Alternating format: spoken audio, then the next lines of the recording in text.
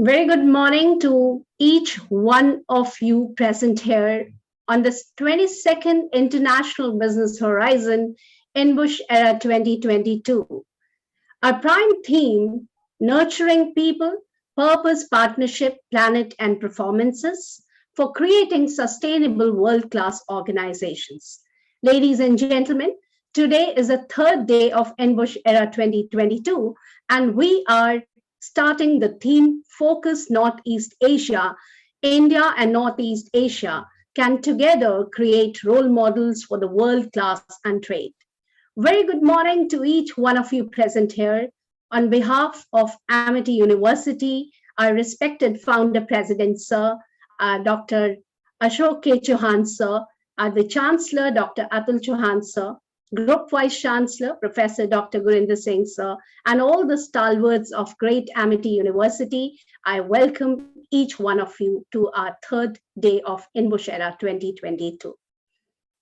Northeast Asia, which includes Mongolia, Hong Kong, Taiwan, China, North and South Korea, Japan, and Russia, is one of the most important economic regions of the world, accounting for 25.3% of world's nominal GDP in 2019. It is also one of the major political centers and has significant influence on international affairs. By the end of 1990s, Northeast Asia has shared of 12% of the global energy consumption, with a strong increased trend. By 2030, the major economic growth in the region is expected to double and triple this share. The geostrategic significance of Northeast Asia dates to Cold War period and continues to be relevant even in the current context. The current scenarios of India has been welcomed in the North Asian forums, and institutions have committed to extend bilateral cooperations in sphere of security, stability, and sustainable development.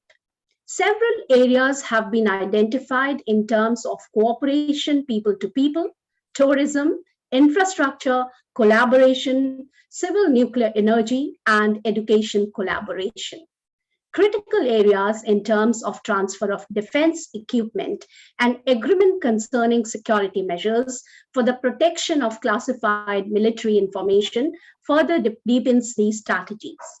Today's panel discussion will reframe the crucial integrations and further explore the role of close cooperation among the nations to make Asia a force of reckon with. We have been joined by the great luminaries from the industry and academia, and put your hands together to welcome Professor Victoria Panova, Vice Rector of International Relations, Far Eastern Federal University, Russia. We welcome you, ma'am. Dr. Victoria V. Panova is a Vice President for International Relations for the Far East Federal University, FIFA. She has also held the post of the Scientific Supervisor of the BRICS Expert Council of the Year of Russia, BRICS Chairperson and Managing Director for the National Committee of BRICS Research. Having a vivid experience, she's a wonderful heart, and in spite of her health, she is with us, a very inspiring leader who have been an iconic personality in the field of research. And dear student, listening to her today will be a treat for each one of you. We welcome you, ma'am. We also welcome Professor Leo Chong, the Regional CEO Asian at Amity Global Institute, Singapore. Before joining Amity, Dr. Chong was president as Kalpan, Singapore, a very great leader and a master degree in communication management from the University of South Asia. We welcome you, sir. Now I would like to introduce you all to a dynamic moderator, Dr. W. Silvamurthy, President ASTIF. Dr. W. Silvamurthy is presently working with Amity University as President, Amity Science, Technology and Innovation Foundation, Director General of Amity Directorate of Science and Innovation, and Chair Professor of Life Sciences.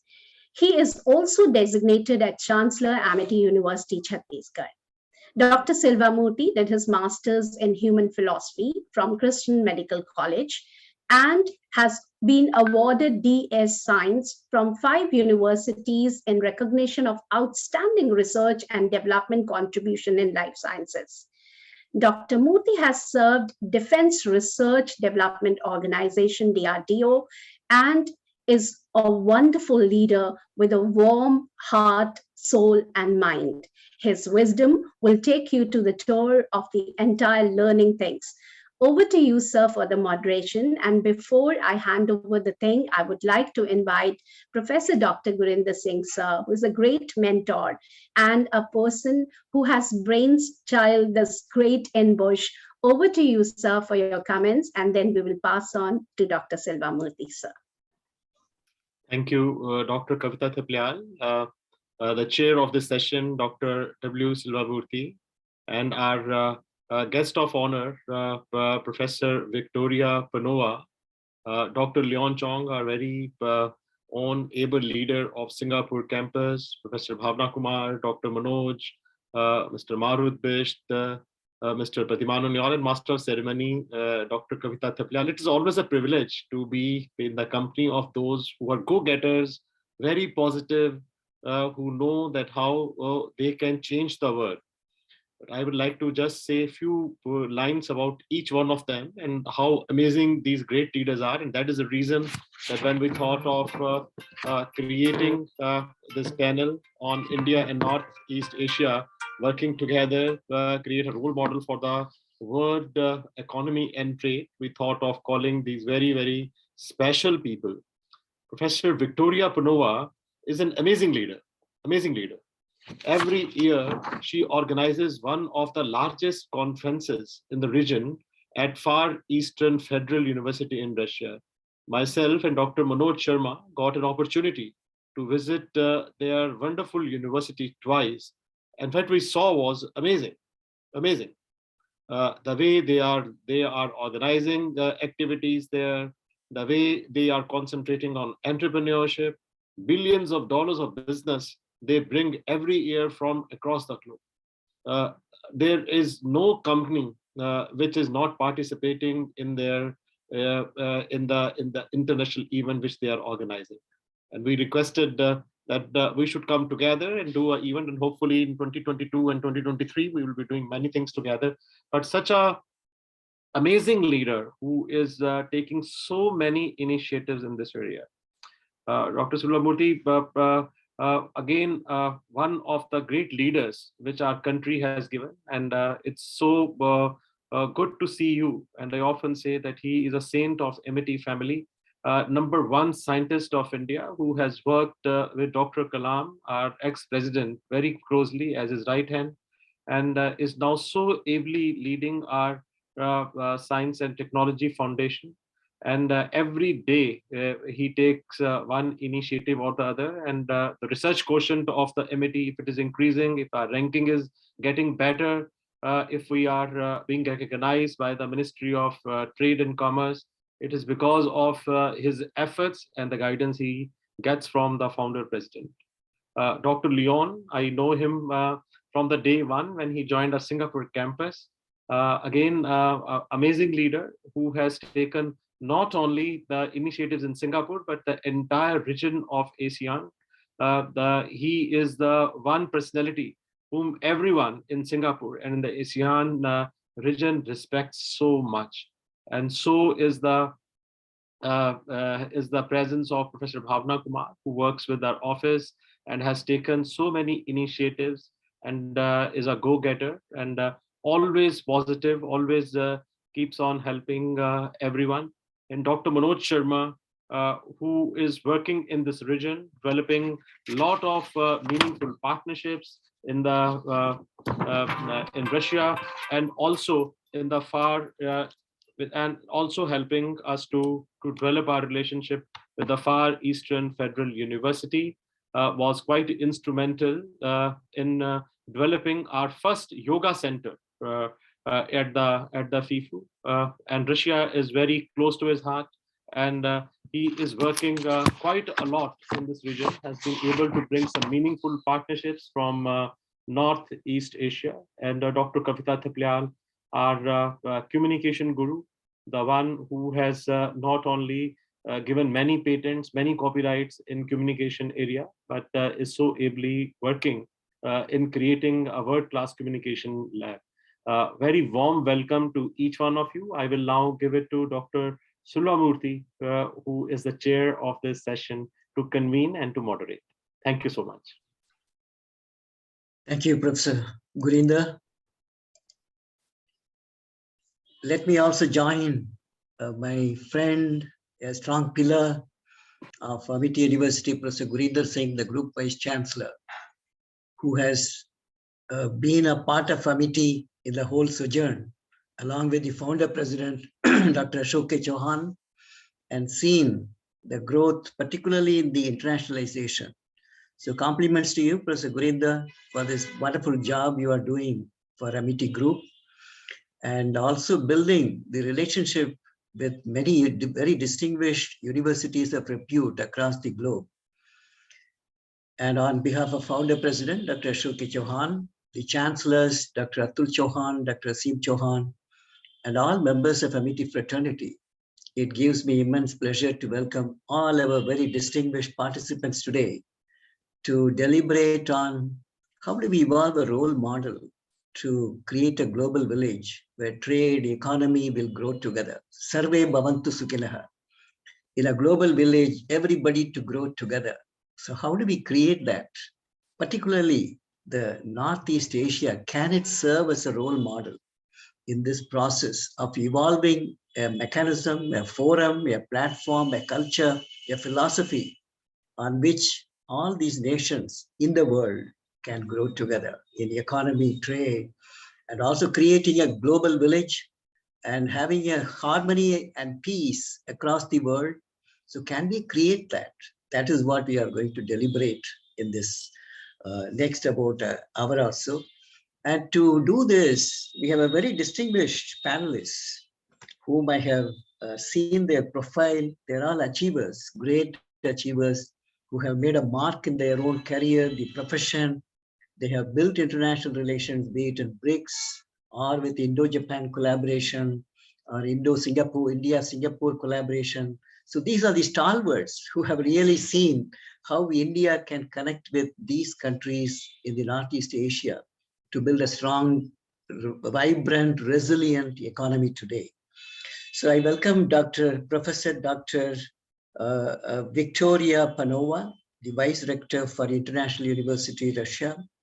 And she deals with the international relations, Far East, that is her specialty, and Far Eastern Federal University, Russia, where we have a very strong partnership. So thank you so much. I place on record our gratitudes to you as well as to your university for building a strong partnership with Amity Group. We want to expand, deepen our relationship with you, and your presence here is reassuring us that this will grow leaps and bounds and pole vaulting to newer pinnacles of achievements between your university and the Amity Group. I'm also delighted to see Professor Leon Chung, whom I always hold in very high esteem, driving the Amity Global Institute at Singapore, which is building under the able leadership of the Chancellor, Dr. Atul Chauhan, Dr. Asim Chauhan, and under the blessings and guidance of our Honorable Founder President, Dr. Ashok Chauhan. So we welcome you, and he is the regional CEO ASEAN for our Amity Group over there.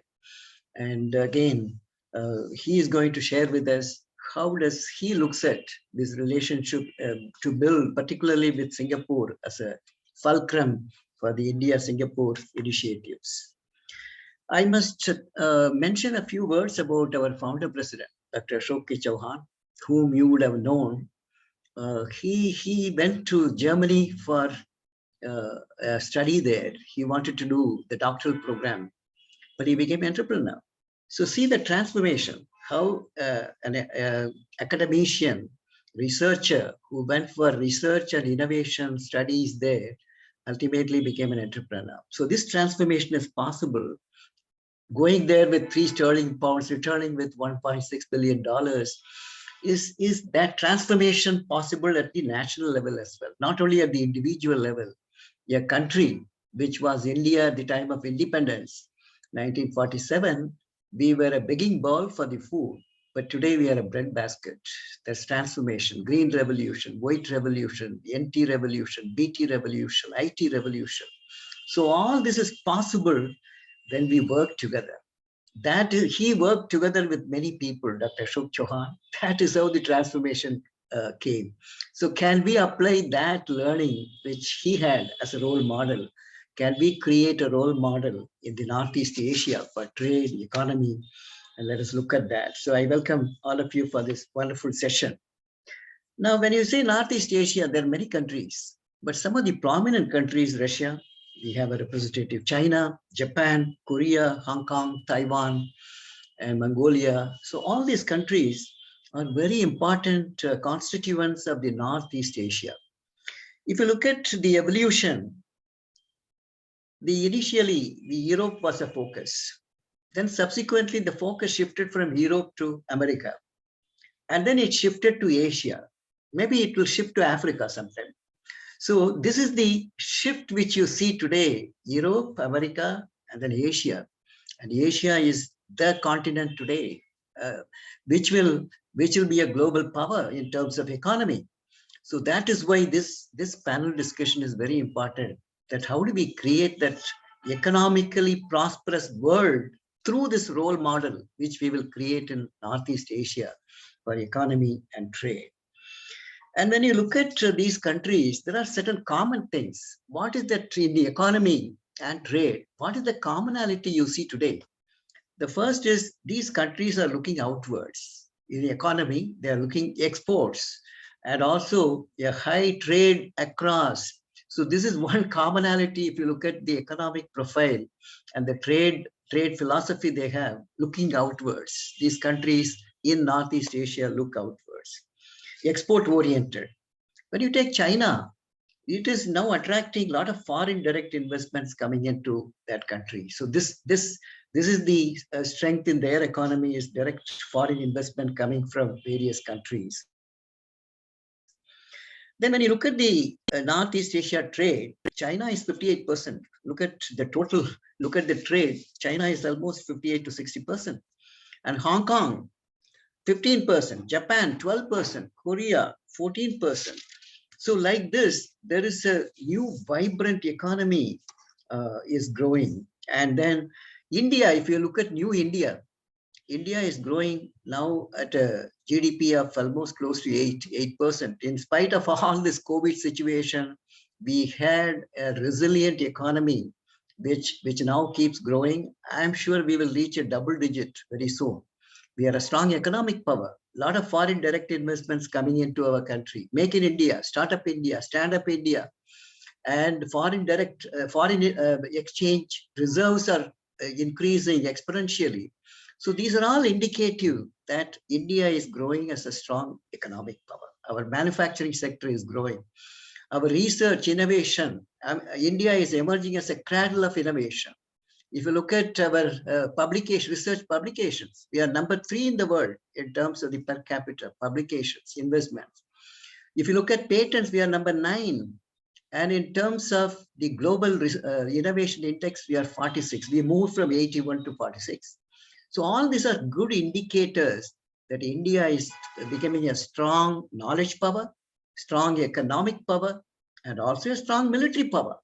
Today we have 1.5 billion army, 1.5 billion army, and then we have our own missiles, aircraft, radars, sonars, torpedoes, you name, we are able to make together, thanks to Russia, who is also one of our strong partner in these endeavors. So India is emerging as one of the regional global power today with economic, military, and knowledge strength. This is where we should look at India today. India, with these very window of opportunity for exponential growth, with Atmanirbhar Bharat, self-reliance in every sphere, and also looking at $5 trillion economy. We are now $2.8 trillion, which is not as big as when we look at US, Russia, China. But then the growth at which we will grow will take us to $5 trillion economy, maybe in another decade or so, less than a decade, maybe in 5 years. So India is growing, And the major demographic advantage India has today, that is a power. That 1.38 billion people, 50% below the age of 25 years, this is what economy, this is the strength of economy. These people will transform India as a global economic power as well. So with this, I will not take too much time. I will give you intervention at times when I speak, but I want to listen to all the experts. So without much ado, I would now invite Professor Victoria Panova to share her thoughts. And we would also just have some time for interaction. So immediately after her deliberations, if there are some comments, please post your comments or your chat box or QA box, and we will have opportunity to listen to the participants. You will be able to also interact with our distinguished panelists. Over to you, Professor Victoria Panova. Thank you so much. Good day, good morning, good evening to everybody who is listening. This is a global conference, and I'm extremely honored to be part of it. And I'm very thankful to Professor Gurinder Singh for inviting me to this conference. I indeed always watch after INBUSH era, and it definitely is one of the most important events globally. And thank you so much, Dr. Silvamuthi, for your wonderful introduction.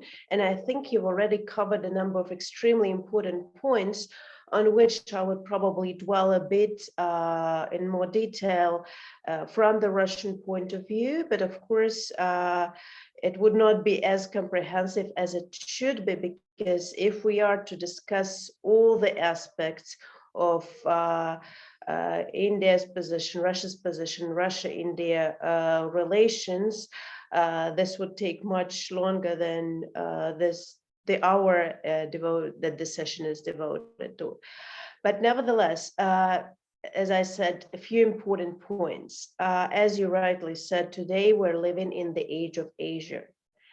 Of course, we have powers that still want to retain their status quo, and the turbulence we are seeing is largely stemming from the fact that this competition is tried to be brought to the status quo for them, is brought to different areas. But nevertheless, Asia continues to grow. India, along with China especially, but also other Asian powers, remains as the most dynamic nations, dynamic economies. As you rightly said, well, you were talking about 5 trillion economy within the next 5 to 10 years. And this is just the start. You talked about demographic potential, resource potential, innovation potential. And this is exactly where our two countries, but together with our friends and partners in all their Asia, in the Pacific region, in the Indian Ocean region, could be putting our potential together in order to not to stop, but to continue developing in the proper vein. And I think this is not to, let's say, that we would not have Africa age, let's say next century, but I think it is Asian powers, like all of us, we are not against anybody becoming part of the rich man's club. And that is why I think Africa will be joining. So it's not a competition, but we are the countries that understand that only together we continue growing, that fighting or this unfair competition is something that makes the pie shrink for everybody. But cooperation instead is something that will make everybody's benefits grow. So this is vital, and I'm quite sure that with the help of India, with the help of Russia, China, and other Asian countries, Africa will be joining us. Probably not within the next 5 to 10 years, but in this century, becoming one of the most important plays and dynamic plays. With regards to Russia-India mutual projects, something I need to say is that Russia and India had this very unique partnership that over all the years of existence, be it the years when we still had the Soviet Union, be it already the years when Russia came into being as an independent country, Russia and India always have constructive relations, very friendly relations, always standing by each other's side and being sure of each other, not going against the other one. This is extremely important. And I think this is quite unique and quite non-traditional for the world we're living in. And I think by our example, we could be setting this as a role model. We're already setting as a role model for over half a century already, 2/3 of a century, this type of relationship.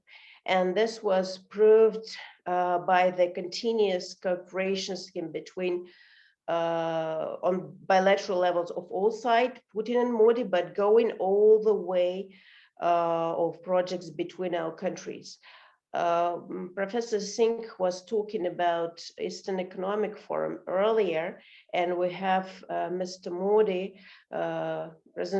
Prime Minister Modi coming to visit Vladivostok and visit Eastern Economic Forum in person. And we were also very glad to receive Dr. Singh and Amity delegation that same year. And I think we reached a number of very positive outcomes, like cross-opening of representative offices, like yoga center, joint centers for research in each other's culture.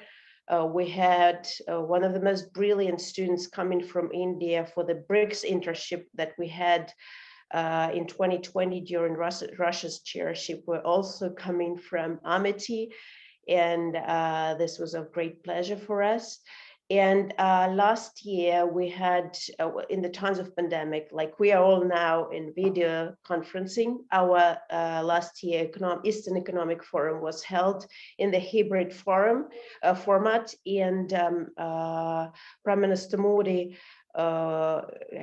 offered a video appeal to the participants, which was also very important. We very much welcome what Prime Minister is advocating, this Look East Link West policy. And there are a number of things that we could be doing. Dr. Salmuti talked about all aspects, being weapons trade, but not only trade, because I think Russia is one of the few countries that is actually ready to offer a real partnership when when there is production and technology sharing that is happening on their territory of India. And India really is one of their most important military powers those days, which brings extra stability to the region. It's not all that bright, because I think, for example, we still have a large gap in the area of economics and trade. We could do much more. Our trade turnover is not responding to their levels that we should be aiming at, and I think this is one area where we should look with more attention. Not only looking at their suggestion coming from Prime Minister Modi on their 1 billion investment into the Russian Far East, not only in looking into their joint projects in the area of tech and military, but also going beyond. You remember this long time project of a north-south corridor that is both of interest for both India and Russia. So there's transport, logistics projects, of course, energy projects, agricultural projects could be another area, but of course, high tech and IT are the areas, especially taking potential, both human potential, knowledge potential of both our countries that we should be looking at. And this is where I would like to come a bit more talking about the university itself, how we could be offering, as universities, both Amity and FEFU, offering extra benefits to the bilateral cooperation of the two countries. FEFU has over 600 Indian students studying in our university. That's not counting students we had during the BRICS internship. Those are regular students. And this number is growing. This is in fact number 2 of the community that we have is the Indian community that studies in FEFU. And what we could do, we could be using our cross-open offices in order to promote joint projects such as learning jointly each other's culture and language. We recently reopened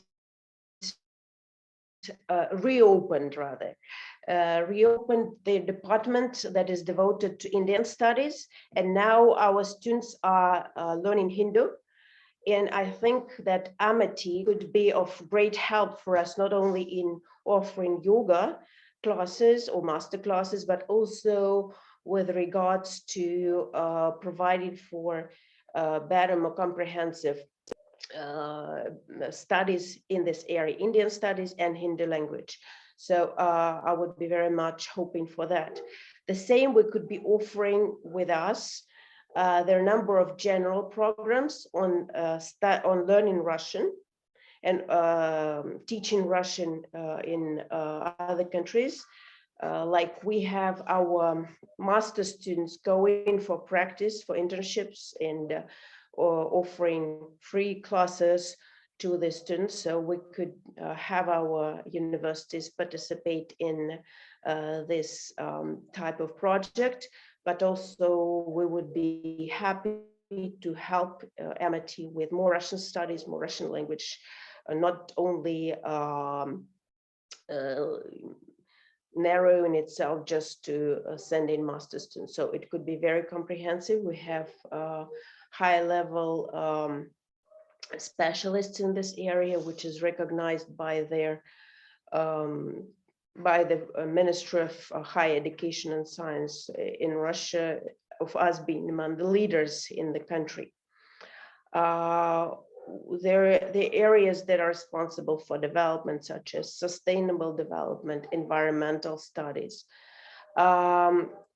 We have very strong areas of world ocean studies. ICT, it's one of their one of the strongest schools in Russia on ICT. So we could launch joint degree programs in this regard, or it could be network programs which could be involving not just main campus, but for example, Singapore or other entities where either Amity has its campus or where we're willing to get some knowledge partners. And I do think we should continue, and despite pandemics, return to normalcy with mobility, both for professors and for students, because learning each other's culture, being immersed in each other's culture, understanding each other, having not only video conferences, not only sharing knowledge, but also real friendly exchange is something that would be a very solid brick in the edifice of the Russia-India friendship, but also in the edifice of stable development of their Pacific Ocean and Indian Ocean, of the Asian countries, serving as a role model. I'll stop here, but I'll be happy to answer and with more details to any of their aspects that we touched upon. Thank you, Professor Victoria Panova, for this. It's a great thoughts which you shared with us. Together we can grow. This is the philosophy which Amity also cherishes. Always our Chancellor, Dr. Atul Chauhan, concludes every presentation by saying that together we can change the world. Together we can create a happy world. So this is what you emphasized. I'm so happy to hear from you as well. And BrahMos is a very good model, joint venture, the fastest supersonic cruise missile, which DRDO India, and then with Moscow, we did Brahmaputra and Moscow confluence. Similar thing can happen in trade, joint ventures. And so there are many, many avenues, models available for building strong economic strategic partnership. And you rightly said the Russia has been a reliable partner for India in the defense. We have grown together in defense R&D as well, where I served for 40 years. And so I used to visit Russia too often. So, and I can speak Russian as well a little bit. And so this Amiti's contribution in this domain of building a strong international relations. We have an institute, Amity Institute of International Relations. We have Amity Institute of Defense and Strategic Studies. We have Amity Institute of Social Sciences. So all this, and Amity Institute of Policies and Public Governance. We have an institute. So I think all this, we can create thought process. Can we have a common economic forum for Northeastern countries? We will deliberate on this maybe after the presentation, next presentation. Can we have a common currency like euros, which we had for Northeast Asian countries? Can we have a common currency? There are many things we can do which will unite us together. So let us create a model, Asian model for the global economy and trade. So thank you, Professor Victoria, for this wonderful presentation. We will come back to you after we listen to our own friend, Leon. So thank you so much. Now, let me invite our own colleague, Professor Leon Chung, the Regional CEO ASEAN of Amity Global Institute, Singapore. And again, a great thought leader.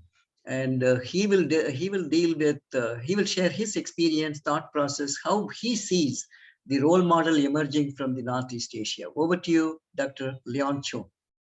Thank you so much for inviting me, Professor Gurinder Singh, and thank you for your kind words, Dr. Selvabuti. I'm very honored to be here at this exciting conference amongst such esteemed panelists, particularly Professor Victoria Panova and Professor Masato Murakami. Now, living in Singapore, we are always hungry to learn from the success of others.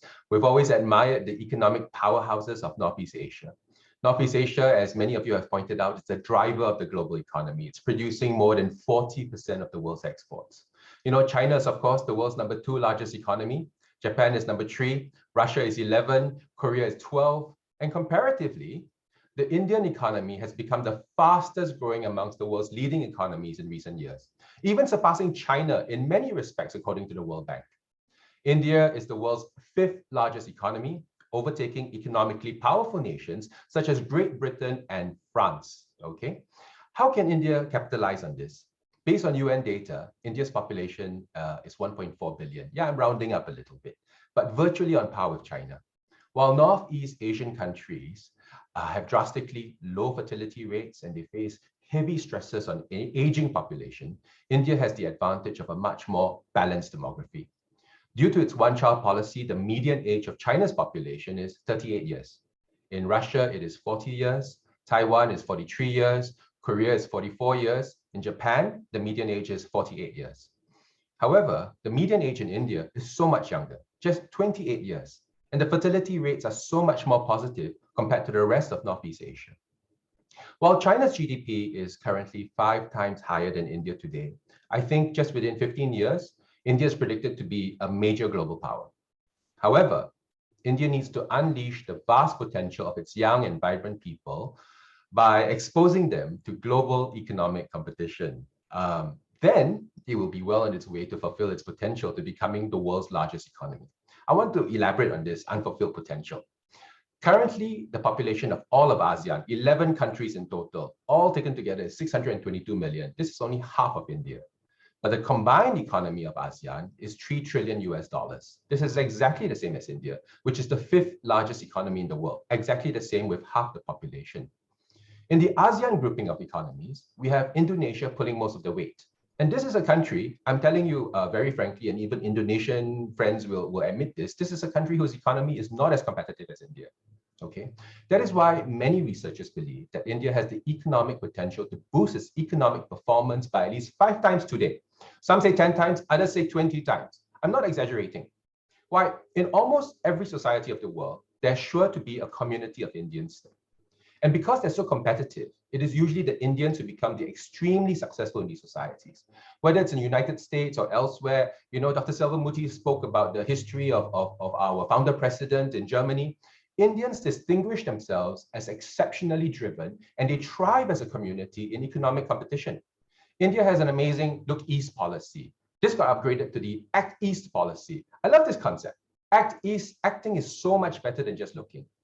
I was going to end soon, but then I saw this question and answer session, and this question came from Kumar Achit. I really want to thank him. He's an MBA student from Amity University for his brilliant question, and he basically says, what is the impact on India's trade relations with other ASEAN nations, with India pulling out of RCEP?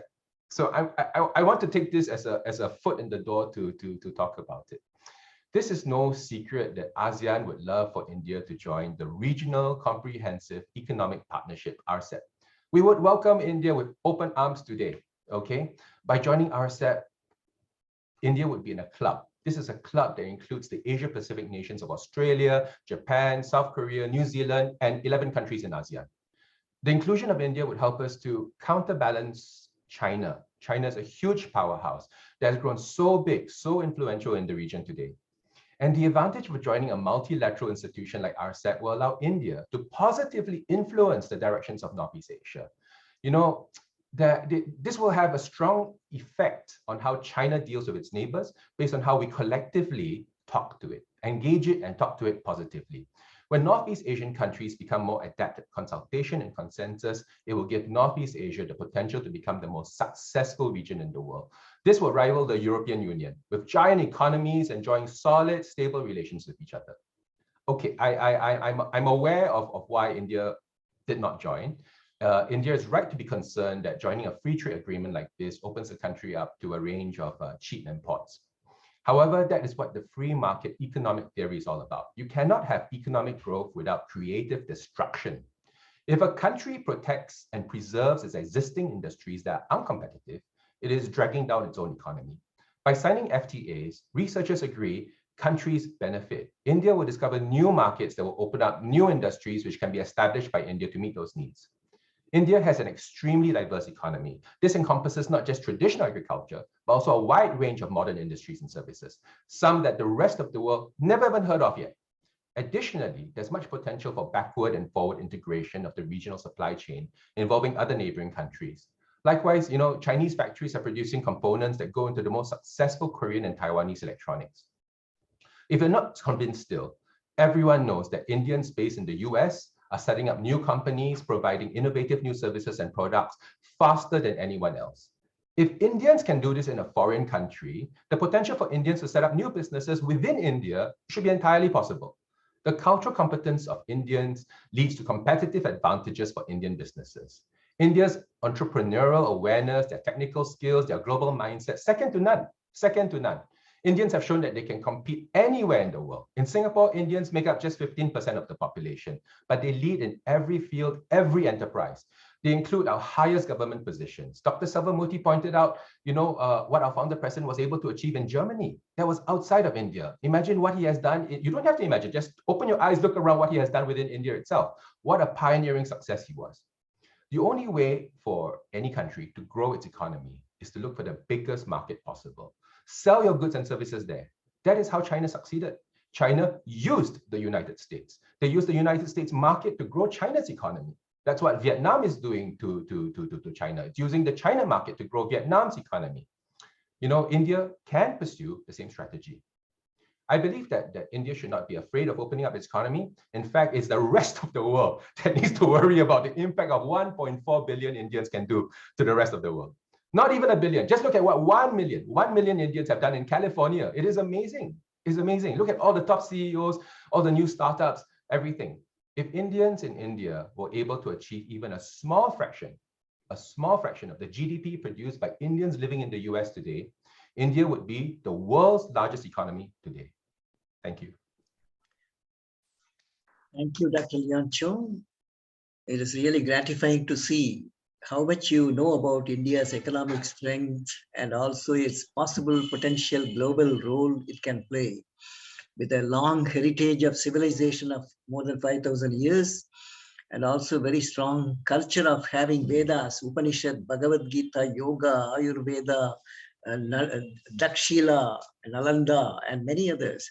So this is a strength. It has the root, it has the DNA in the people. So certainly India, with the concept of global village, Vasudeva Kudumpagam, and also the philosophy of Sarve Bhavantu Sukhinaha, welfare for everyone. We want welfare for everyone. We want to grow together. So this is the philosophy. I am glad that you brought out these issues. Now, I would request, has our guest from Japan joined? Professor Gurinda? Yes, sir. Yes, sir. We are privileged to have Mr. Sumit Sabharwal here, who is a part of the panel today. We welcome you, sir, to the Amity University on this great panel discussion. Your insights are going to add a new milestone to our students. Thank you. Thank you. I will now call upon him. Thank you, Dr. Leon. Now let me welcome Professor Dr. Masato Murakami, President, Shibauro Institute of Technology.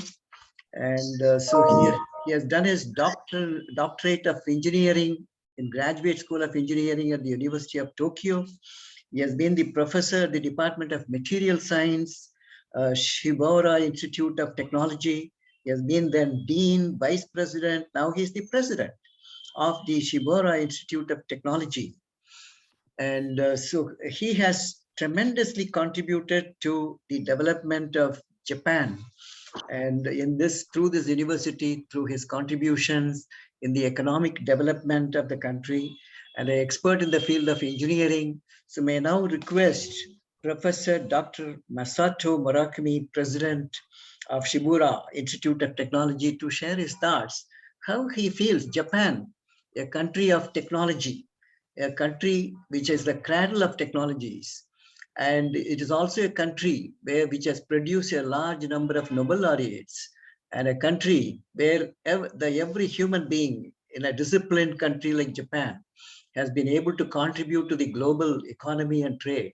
So may I request Dr. Masato Murakami to share his thoughts. Over to you. Dr. Murthy, Dr. Masato has some technical issues, so he is not able to be here. So we have Mr. Sumit Sabharwal with us, and we can request him to take the same question because he also hails from the same field of excellence. So we can just move on the question to him. Before we move on to him, sir, let me quickly give our audience his very quick bio profile. Mr. Sumit Sabharwal represents Fujitsu as a vice president, and he comes with a multi-country disciplinary team eligibility leadership, handling the team close to 250 HR professionals supporting business, headcount to close more than 1,800 employees. His vivid experience and his insight on sustainable business growth is one of the illustration example of cultural inclusiveness. We welcome you, sir, and we are delighted to have you as a part of this great panel today. So I would request Silva Murthy, sir, to give him the question that he has asked. Thank you, Dr. Kavita, and it's a great pleasure to have you with us, Mr. Sumit Sabharwal, and I welcome you to share your thoughts. Over to you. Thank you very much. It was Dr. Leon Trong. It was wonderful hearing you. I am 39 years old, leading a team across 8 countries with 20,000 employees we're supporting, from Poland to Portugal, to India, to Malaysia and Philippines. And when you say that the average age in India is about 28 million is there, so you could start seeing a lot of panels would have a lot of youngsters like us. And indeed, it is also something which is very motivating for us to see so many doctorates on this call. So it also inspires us to kind of work in the field of education, and while we work in a corporate, we also encourage ourselves to kind of come back to the education field, and that's why I'm here. While I'm here to learn a lot from you, you all are esteemed speakers in your respective field. But I'm here to kind of just give a perspective from an industry where today we are dealing with a lot of cultural glues coming together, boundaries in the whole COVID going away, and people working from different parts of the world. It is a disruption, and it is a disruption which is kind of making us actually come closer. And in the same disruption that we are also seeing technology versus human. And being a human resources professional, a lot of people ask me this question, that will robots take over humans? And I interestingly say that actually humans are becoming robots every day. We work 16 hours, 18 hours, including weekends, and we just don't know how many hours we work. So for another day, that's an interesting conversation that professions like us who are very young and dealing with young workforces kind of looking into it. Particularly to your question around on Japan, I think I've been associated with Fujitsu for 8 years. And I think we have significantly improved our relationship with Japan and India, and they have very close bonds. And we do kind of see, not just from a cultural aspect, from values and principles, I think these two countries have very similarities towards education, towards growth, towards an ecosystem. I do see a lot of attraction from Japan, being based out of India from about close to 2,000 employees. We are now close to 7,000 employees, getting 6,000 employees in India. We do see a lot of talent in India recognized by our teams in Japan. We also understand that it's not easy for teams working in Japan to move a lot of work to different countries because of IP, because of the cultural. But I think over a period of time, we as a country have established ourselves very credible. And of course, while we are reaching various heights, I think we are also building trust with Japan and companies in Japan that they can highly rely on India and workforce. At the same time, we are also seeing that there is a lot of value as in country we are bringing in terms of technology and understanding and innovation. So it is definitely a place that we kind of enjoying.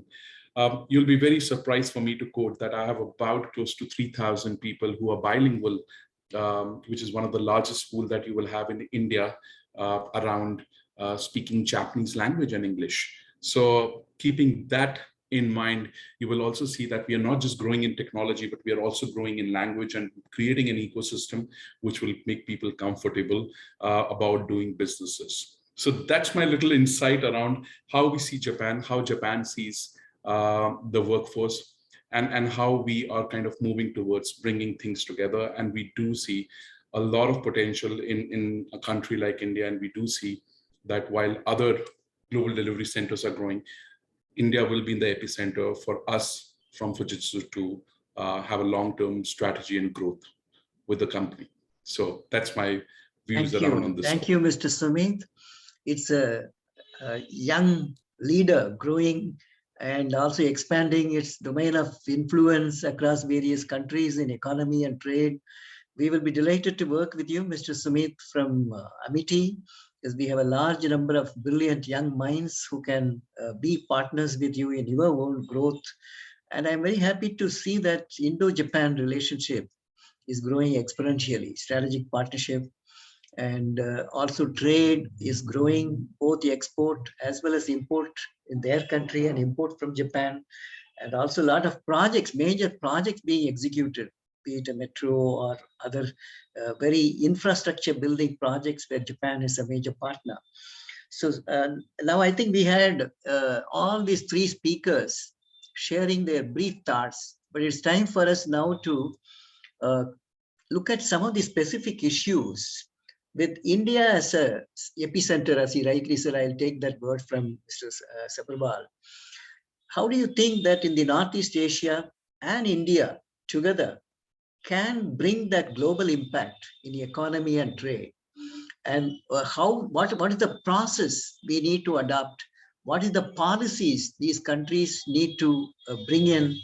And can we have a common economic forum together with India and the Northeast Asian countries? So can you share some thoughts how India should respond to this great opportunity which exists today in building a global model for our region, Asian region, for the globe? Maybe we'll start with Professor Victoria Panova. Would you like to look at this? Because you know India better than anybody else, perhaps, because the Indo-Russian collaborations and with Amity University, you have been interacting for so many years and working together. So how do you think about this India's role in this global model which we are talking Uh, well, yes, I'm very much proud to be kind of a frequent visitor to India, but I also have lots of friends there, and privileged to have Amity as our academic partner, but also good to have personal ties with all their Amity friends. I think India could be playing and should be playing a constructive role in this new global architecture. We've been seeing how India gradually realizes its role, because we saw how like 10 years ago, there was still a sentiment that I felt in India that the biggest thing it would talk about globally would be the UN Security Council. Now it goes very much beyond it. It really undertook global responsibility, not only within its region of South Asia, but India is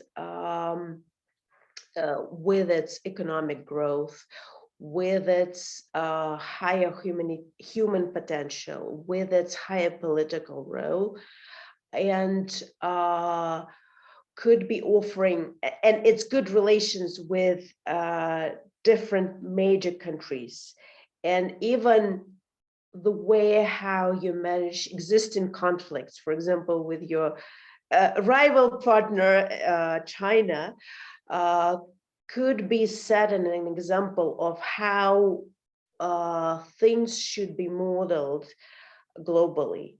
And in this regard, I think that this idea, you remember it was first, at least in Russia, it was first promoted by Evgeny Primakov, foreign minister, and then prime minister of Russia, who is not just, he wasn't just a functionary, he was a big thinker and remains one of the biggest brains, although too bad passed away. He was talking about the trilateral cooperation scheme in Asia, which would set stability of India, China, Russia. And I think with their good relations India has with the Western countries, this type of triangle could be serving as a stabilizing model, because you could be translating constructive ideas, but also non-biased information, which is very important, because today in this world, we're very important to see all sides and to hear the true information. And India could be the neutral one, and the one that could be offering this stability and this truth. And I think within this triangle, you can be this pole that offers communication with the West, telling them what could be their mode. And also, we should continue, and India could be playing a very important part in that. I still consider that human-to-human interaction is the most important, because what political leaders agree, it could be simple conjuncture, it could be weathery, it could be depending on some commercial interests.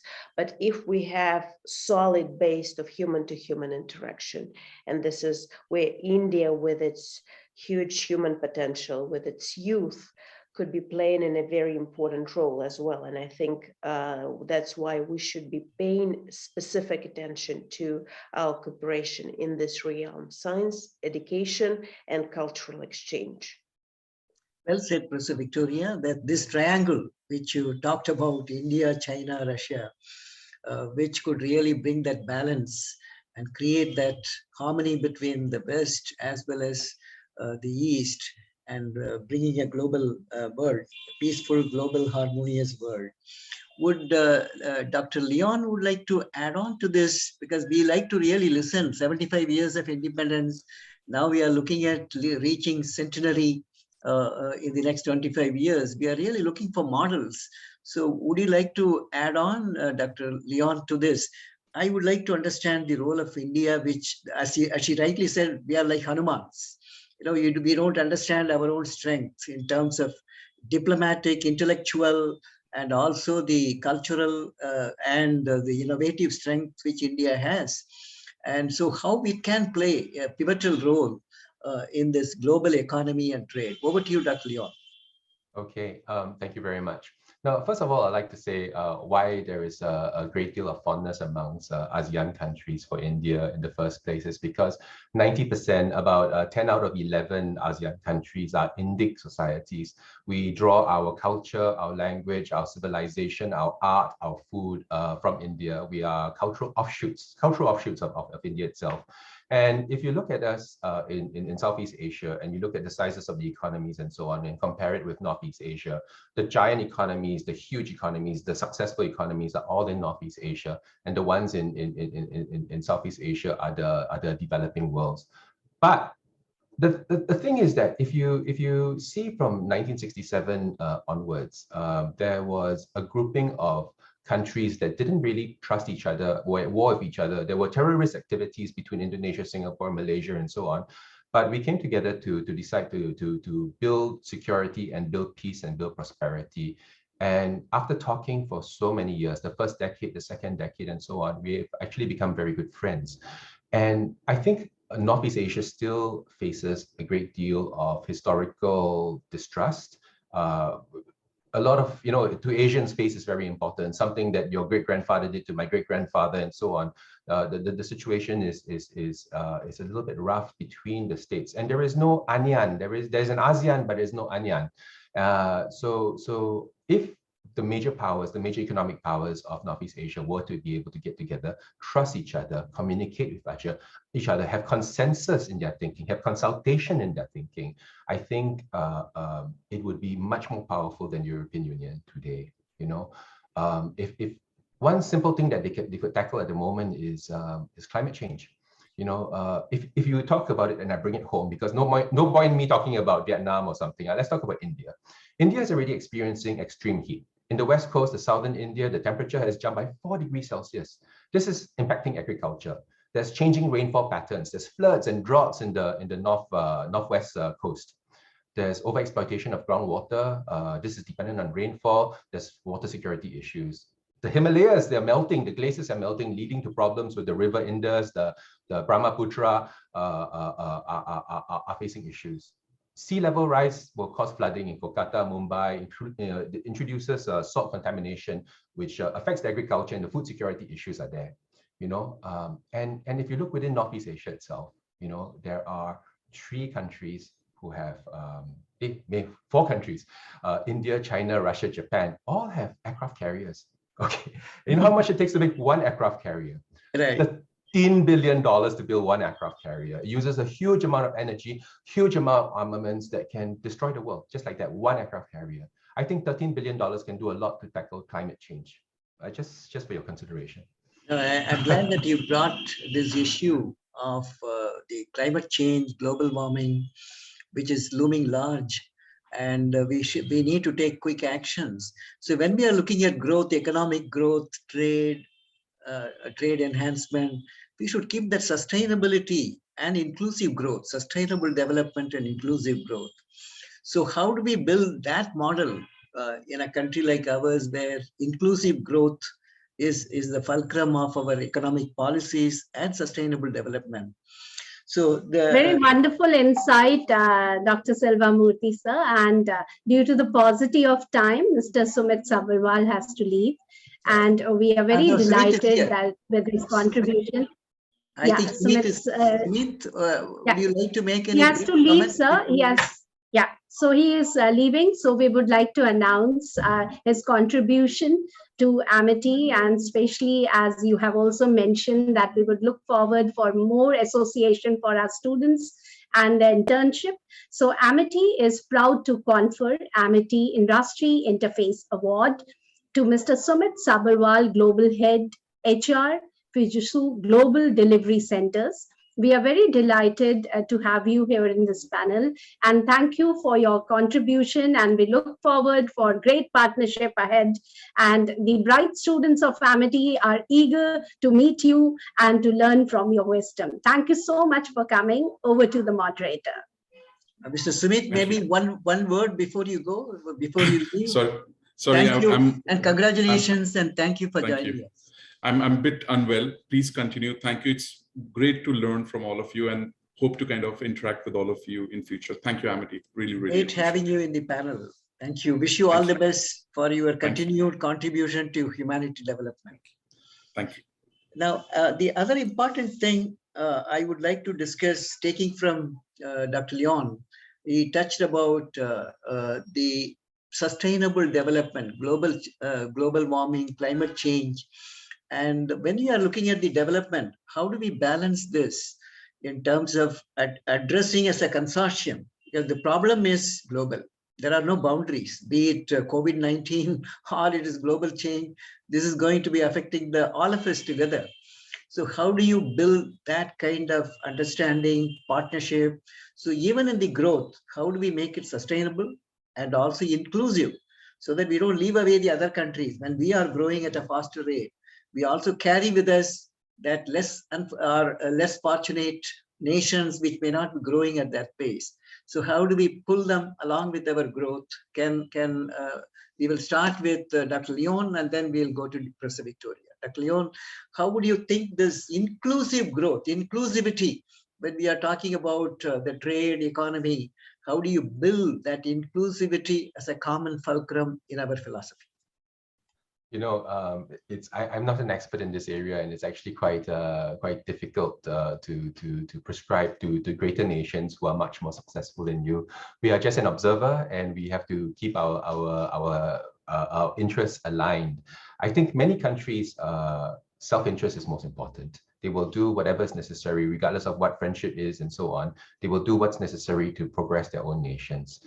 You know, one initiative that basically a very large player within Northeast Asia has done is that China realizes that peace is important to the area. We know that a major conflict is probably not going to happen in the area. I know Professor Victoria mentioned it earlier, but you within Northeast Asia itself, you've got India, Russia, China, who are nuclear powers. Japan and Korea can very quickly achieve this if needed. So this creates a nuclear balance of power. So I don't think there's going to be any antagonism between the countries itself. Everybody wants to progress things peacefully. And if there's going to be any issues, it's going to be who is the largest economy that's going to be deciding the direction of the world. And that's what you have to do to improve your own economy itself. In the past centuries, conflicts took place in land, sea, and air. In the future, it's going to be space and cyberspace. You know, so what the Chinese have done is that they've realized that its growth markets are through the Belt and Road countries. It's developing their route through countries with plenty of natural resources and new markets, and absolutely no one is in conflict throughout. I think this is a good initiative to jump on board. If it's not in direct competition with the countries, this is something that everyone can join in and of themselves. Thank you, Dr. Leon. Professor Victoria, what are your thoughts in this direction?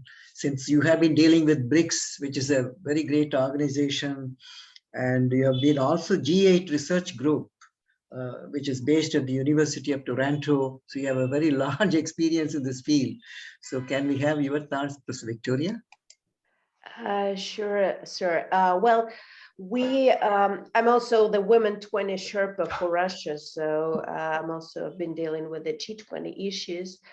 But I think inclusivity could be reached by our countries combining the projects, the global or regional projects that we have, and offering them a dimension that could be having a benefit not just for the people, let's say, of our countries, but for the people around.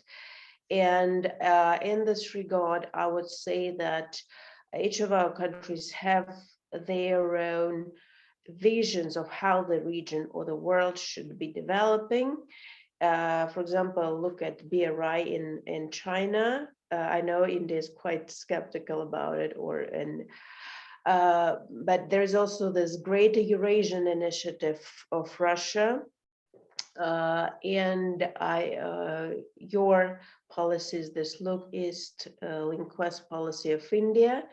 And I think joining those together and seeing where we have common interests could be and should be the proper way to go, so that we don't look into divisive world, but we look into the world which is united by commonalities.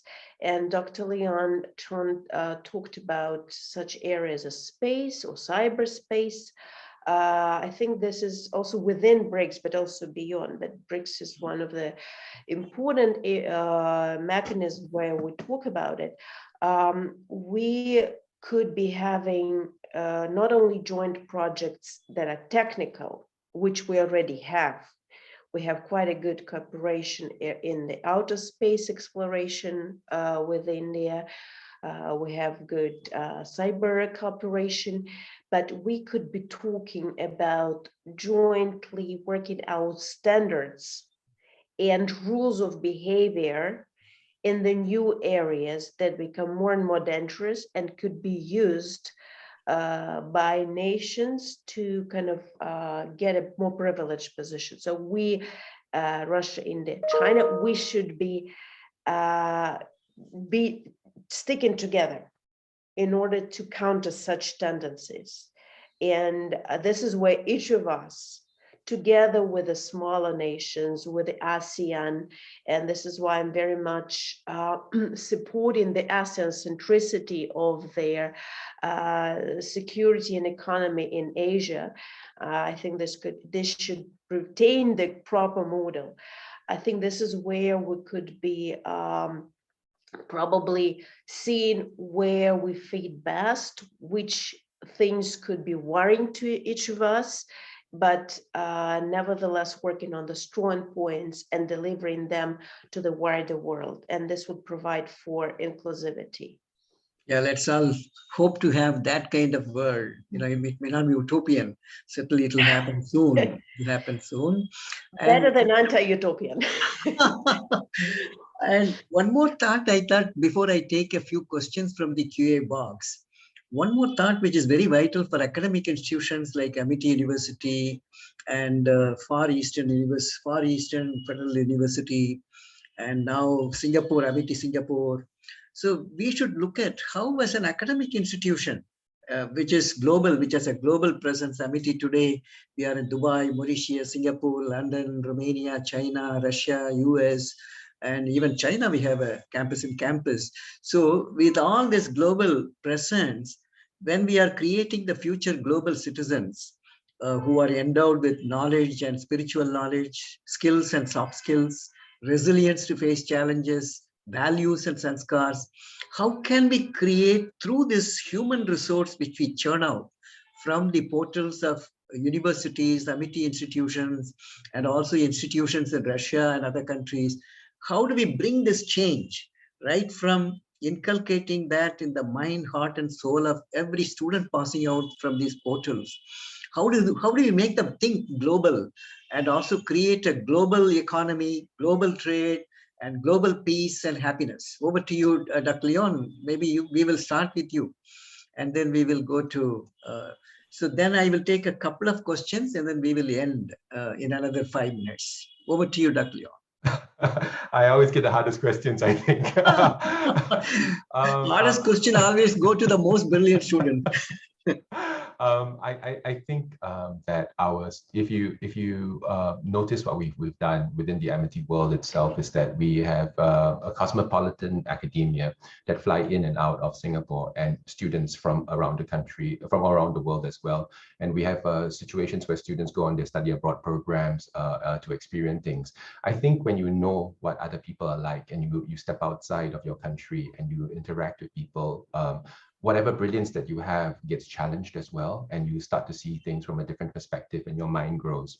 You know, I'm not sure what the number of passports there are being issued in around the world, but I think in China, about 25% of their population have passports. I'm not sure if this is true or not. In Singapore, it's closer to 80 to 90%, and I heartily recommend what MIT has done to make sure that their students spend a significant amount of time in different countries somehow during the time that they have to make friends. As Professor Corinda is saying, you know, your challenge is not to stay within your cohort and make friends with your classmates, but to find friends within the country that you have and expose yourself to this. And when you understand other people and put yourself in different people's shoes, I think you become a much more tolerant person. You'll realize that in geopolitics, there's no perfect black and white solutions. We have to live with imperfections. You may not like people, or you may like them. You may not agree with them. You may agree with them, but then you become a much more mature person and you're able to learn and live and cooperate much better. I'm in total agreement with you, Dr. Leon. And thank you for bringing this issue that how do we create this, inculcate the spirit of oneness, togetherness with our students. This is what MIT does. And Professor Victoria, can we have your thoughts how you are doing it in your university and your educational system, big countries with whom you are very closely associated and contributing? Over to you, Professor Victoria. I think I would support what Dr. Leon has talked about, and we are doing the similar thing, because this is not possible for you to, if you just read something from the internet or watch it on TV, this is not something you would understand. You would only get a glimpse of the culture, of the mentality, of the situation. But until you're in there, until you have friends in those places all over the world, until you can consult from and get the first-hand information, not from media. Media is not something, it doesn't matter which point of view media promotes, but it is always having some kind of purpose. But what I urge people to do, and young people especially, before you make a judgment, you have to go, you have to talk to people in those countries, and you have to actually be knowing people from there. You have to understand where their thinking comes from, what is their culture, what is their history. Without communication, without total immersion into other people's world, you would not reach yourself spiritually, you would not be able to understand what's happening, and you would not be able to be prepared to the current world, because we cannot hide between the closed doors. It doesn't matter which country we are in, even if we're in North Korea. Well, North Korea probably still remains, but nevertheless, we are global citizens. And this is the university task, to bring up such global citizens to think critically. This is the most important thing. And I think this could be done only when you communicate and when you actually go to all those different places, all those wonderful, crazy, strange parts of the world, and understand them. Without this, you would not be professional, and you would not be a human being that could be running the world, making it better, because then without it, the world will remain in medieval times. Professor Victoria, it's a great thought. We should inculcate in all our universities this type of education, which should bring that togetherness with everyone. We are brothers and sisters, and I'm sure the education can do a lot. Now, let me take a few questions from the QA box. what changes in learning pedagogy we should focus on after the pandemic, considering India's academic relations with Northeast Asia.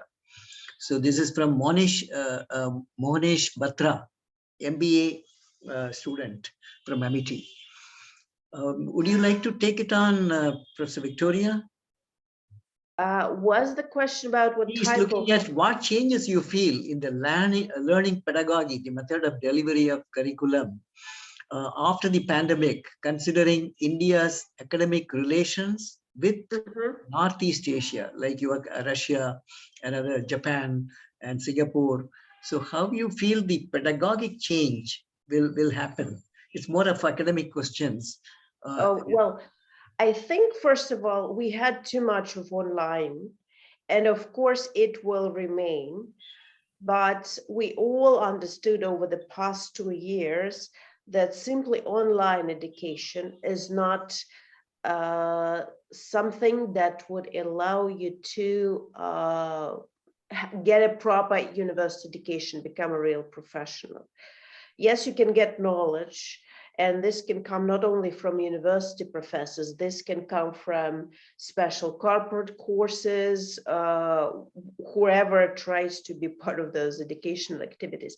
But this is not enough. This is not what makes you a real asset to the world afterwards. So I think with the remaining digital technologies that would be still used, because sometimes it's even after pandemic is over, sometimes it would be much easier to invite some professor from abroad, and it might be difficult for this professor to go for the full semester, let's say, or to come all together. There could be different reasons for that. So we will have this part of online that brings extra benefits. But I think what will be the change is that we will have a hybrid one, because we need a person-to-person communication. Everybody misses it a lot. There should be human interaction and intellectual interaction, which is not always possible to the same extent online. So I think we would not definitely come back to the situation that we had before the pandemic, when we had only occasional using of teleconferencing. Of course, it will remain a huge part of us academically, but I think the main word for this would be hybrid, and the curricula would have to be built as such. But for example, we do have virtual mobility now. This is definitely probably something, but this cannot substitute the real visit and the real experience the youth or professors would be having. So hybrid, this is there. I think everyone would totally agree with you. The hybrid has to stay on. The metaverse, the virtual reality, augmented reality, all this is there. But actually, being one-to-one, there's no substitute. And I'll take only one last question, then we will close the session. It is to Dr. Leon. Would you like to answer this question from Mr. Kumar Archit? He is again a Amity University MBA student. What is the impact on India's trade relations with other Asian nations, with India pulling out of RCEP? So he's seeking your comment on India's trade relations with other Asian nations. Over to you, Dr. Leon. Okay, so like I said earlier on, I think individually and collectively, ASEAN countries love India.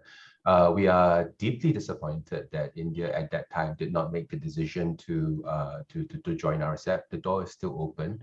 I think together we can better communicate with China and collectively have a consensus and dictate how Northeast Asia can move ahead. I do not think it's dismantled anything in any way. I don't think it's hindered any cooperation. The thing about India is that exports its people. The Indian diaspora comes in and it lives and breathes within each country itself. So they are very much a part of the society itself. So it's not going to be negative. It's very positive. And wherever the Indian diaspora settles its roots, they marry locally also in some instances, making people even tied more closely to Mother India in itself. I think the opportunity is still there. Whether or not the country itself decides to join, the people within India itself have ventured out, and I think India can benefit only as a whole if it joins RCEP, and if it doesn't, we understand the situation and we will hope for the best in the future. Thank you. Mr. Victoria Panova, the last 30 seconds carry home message you want to convey to all the participants, which you might have missed during the deliberations. What do you think as the carry home message from all the deliberations to all the viewers? Well, the main point is that the future is ours and we're responsible for our future. And this is up to you guys, the youths of all our countries, to make it brighter and to better learn from the mistakes of the others rather than on your mistakes. So be wise and remember that the future is yours. Great. That's a great message, Ms. Victoria. And with that, we conclude this session, thanking all the panelists for their wonderful deliberations. They spoke from their wisdom, shared their great thoughts, and also answered a few questions from our own students. And the final message I like to give is, let us think global. We are all one. This is the philosophy always India has cherished over generations. So we would like to contribute. We would like to be a part of this journey of growth, inclusivity, sustainability, and also bringing a global village with that concept of everyone's welfare is our welfare. Because we are part Advaita. There is no duality between you and me. So we are all one. This is the philosophy. As he says, I am a sage or a saint. I like to share with that philosophical thought that we are all one. If I make you happy, Professor Victoria and Dr. Leon, I am making myself happy. If Dr. Leon grows, it's my growth as well. This is how, if we think in the Northeast Asia, including India having that philosophy, which can play a very, very significant role in bringing a balance between the East as well as the West, being a fulcrum, which can shift the balance of power, both economic, military, knowledge, power, for the welfare of the globe, for the welfare of the globe. I want to tell all the viewers, in all the history of India, India never invaded or showed an aggressive posture to any country at any point of time. So this is there. Ahimsa is a part of this. So we always think about global growth, peace, harmony, happiness for everyone.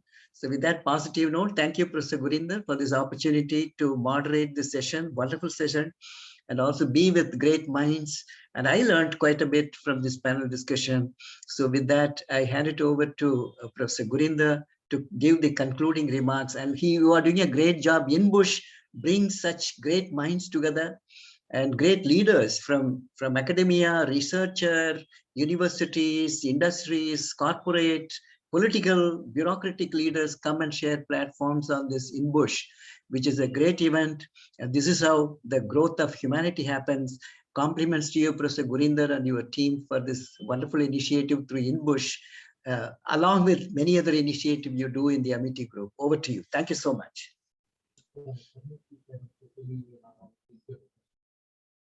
Thank you, Dr. Sulabhuti. It is always a privilege to listen to you, to Professor Victoria Panova, and to Professor Leon. All of you, you have not only the academic leaders, but we would say that you have been able to bring so many positive changes in the world.